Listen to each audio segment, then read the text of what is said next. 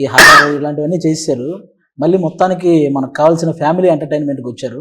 ఎలా ఉందన్నా మొత్తం? నేను యాక్చువల్లీ నిజం చెప్పాలంటే గత 3 ఏళ్ళు 4 ఏళ్ళుగా బ్యాక్ టు బ్యాక్ అన్నీ కూడా ఫిజికలీ మెంటలీ డ్యామేజింగ్ సినిమాలు. అంటే సెట్కి వెళ్తే పొగ, మట్టి, నిప్పు, ఒంటి మీద రక్తం, రోజు ఏడడం ఆడడం, వోకల్ గార్డులు దెబ్బతినేసి ఇలాంటివన్నీ ఉన్నాయి. ఏంటి మైకిల్, భైరవకోన, రాయన్, క్యాప్టెన్ మిల్లర్ అన్నిలాగే, ఏవన్ ఎక్స్ప్రెస్ అన్నిలాగే ఉన్నాయి. అప్పుడు నాకు లోపల కూడా ఏమనిపించింది అంటే భైరవకోనప్పుడు ఎక్కువ థియేటర్కి లేడీస్ వచ్చారు. అండ్ నాకు చాలా ఇంట్రెస్టింగ్ ర్యాండమ్గా ఏంటో 2-3 లేడీస్ అనింది సినిమా నచ్చిందండి. నేను ఒకసారి అడిగితే ఒకరి దగ్గర సినిమా ఎలా ఉంటే ఏంటమ్మా నీ సినిమా అమ్మా మేము చూస్తామమ్మా అన్నారు. నాకు అంతకన్నా పెద్ద సడన్గా ఏదో అనిపిస్తుంది కదా.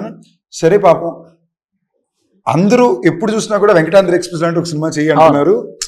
నేను నా పర్సనల్ ఇంట్రెస్ట్ల మీద ఏంటి భైరవకోన ఊరికి వెళ్ళాడు, మైకిల్ అని చంపేస్తాను వెళ్తున్నానేమో, మంచి ఫ్యామిలీ ఎంటర్టైన్ చేయాలనుకున్నా.